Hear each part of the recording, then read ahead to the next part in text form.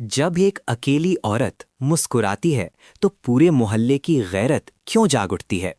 क्या खुश रहने का हक सिर्फ मर्दों को है?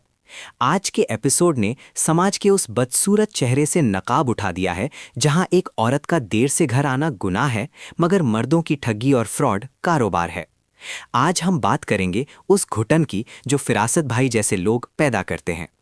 अस्सलामुअलैकुम दोस्तों, खुशामदीद मेरे चैनल पर, जहां आज हम जिस एपिसोड का पोस्टमार्टम करने वाले हैं वो दिल को छू लेने वाला भी है और खून खौलाने वाला भी। कहानी अब उस मोड़ पर आ खड़ी हुई है जहां दो अलग दुनियाएं टकरा रही हैं। एक तरफ शाज़मीन है जो अपनी वीरान जिंदगी में एक हमसफ़र ढूंढने की कोशिश कर रही है जो बहुत प्रैक्टिकल है, बहुत सुलझी हुई है। और दूसरी तरफ हमारा ये बामकसद मोहल्ला है जिसके ठेकेदार फिरासत भाई हैं। आज के रिव्यू में हम देखेंगे कि कैसे एक मैच्योर रिश्ता शुरू होते ही लोगों की आंखों में खटकने लगता है। इस एपिसोड में रोमांस भी था, हकीकत पसंदी भी थी और सबसे बढ़कर समाज की वो डबल स्टैंडर्ड्स थे जो हम रोज़मर्रा की ज़िंदगी में देखते हैं। स्क्रिप्ट राइटर ने कमाल कर दिया है उन बारीकियों को पकड़कर जो हम अक्सर नज़रअंदाज कर देते हैं। दोस्तों, कहानी का आगाज होता है आंट रूबी की एक बहुत ही संजीदा नसीहत से। वो शाज़मीन को समझा रही हैं कि इंसान को जिंदगी गुजारने के लिए किसी ना किसी सहारे की ज़रूरत होती है।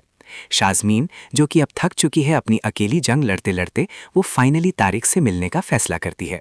ये मुलाकात कोई टिपिकल फिल्मी सीन नहीं था और यही इस ड्रामे की खूबसूरती है।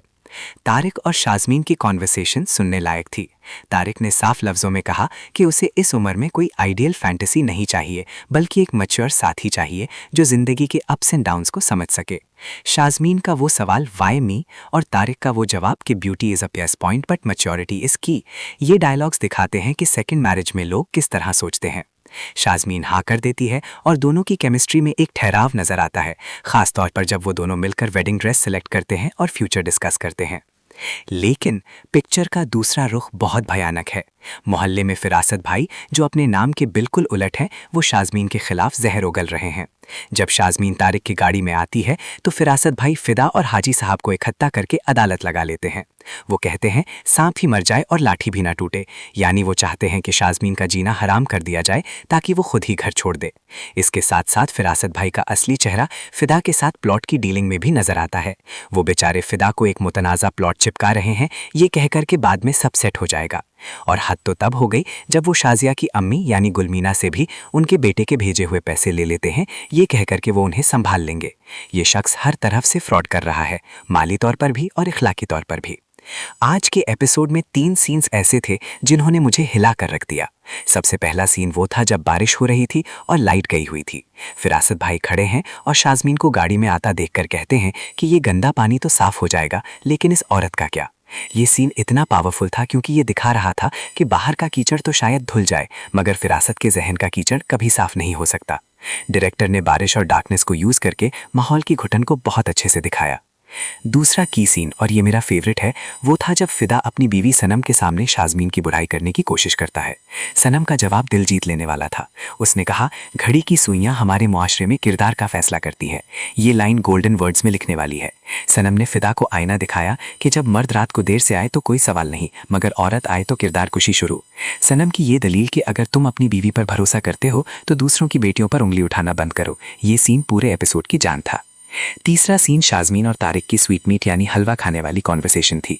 वहाँ कोई ओवर एक्टिंग नहीं थी। तारिक का ये कहना कि इसमें मेरी बहन के हाथ का जायका है, एक बहुत ही इमोशनल मोमेंट था जो एस्टैब्लिश करता है कि तारिक शाज़मीन में अपनी फैमिली ढूंढ रहा है। ये सीन दिखाता है कि मैच्योर रिश्तों में मोहब्बत शोर नहीं मचाती, बस खामोशी से दिल में उतर जाती है। एक्टिंग के मैदान में आज सभी ने झंडे गाड़ दिए हैं। शाज़मीन का किरदार निभाने वाली अदाकारा ने अपनी आंखों से जो थकान और फिर उम्मीद को दिखाया है वो काबिले तारीफ है। उनकी बॉडी लैंग्वेज में एक डिग्निटी थी, भले ही वो अकेली है और सोसाइटी उन्हें जज कर रही है। तारिक का रोल बहुत बैलेंस्ड है। उनकी आवाज़ का ठहराव और बात करने का अंदाज बिल्कुल वैसा ही था जैसा एक मिडिल एज सुलझे हुए मर्द का होना चाहिए। उन्होंने प्रैक्टिकल लव को बहुत अच्छे से पोर्ट्रे किया।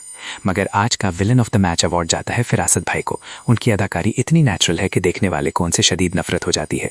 वो जिस तरह मीठी छुरी बनकर बात करते हैं और पीठ पीछे जहर उगलते हैं, ये दिखाता है कि एक्टर ने कितनी गहरी ऑब्जर्वेशन की है ऐसे मुनाफिक लोगों की। ऑडियंस का रिएक्शन यही है कि आखिर क्यों अकेली औरत का जीना हराम किया जाता है। लोग शाज़मीन और तारिक की जोड़ी को भी बहुत पसंद कर रहे हैं क्योंकि क्योंकि ये टिपिकल रोना धोना नहीं है बल्कि एक डिग्निफाइड सोल्यूशन है। हमें कमेंट्स में नजर आएगा कि लोग फिदा की बेवकूफ़ी पर गुस्सा है कि वो कैसे आंखें बंद करके फिरासत पर भरोसा कर रहा है, और सब जानते हैं कि आगे चलकर फिदा के साथ बुरा होने वाला है। ओवरऑल ये एपिसोड 10 में से 9 नंबरों का हकदार है। इसमें सिर्फ कहानी को आगे नहीं बढ़ाया बल्कि समाज के मुंह पर एक तमाचा भी मारा है। मेरी रिकमेंडेशन ये है कि ये ड्रामा सिर्फ एंटरटेनमेंट के लिए मत देखें बल्कि सीखने के लिए देखें, फिरासत जैसे लोगों से बचने के लिए और सनम जैसी सोच अपनाने के लिए। अगला एपिसोड बहुत क्रूशल होगा क्योंकि फिरासत की साजिशें अब शदीद होने वाली हैं और शाज़मीन की शादी करीब है। क्या शाज़मीन इस मोहल्ले की अदालत से निकल पाएगी, ये देखना दिलचस्प होगा। अगर आपने अभी तक ये एपिसोड नहीं देखा तो फौरन देखें।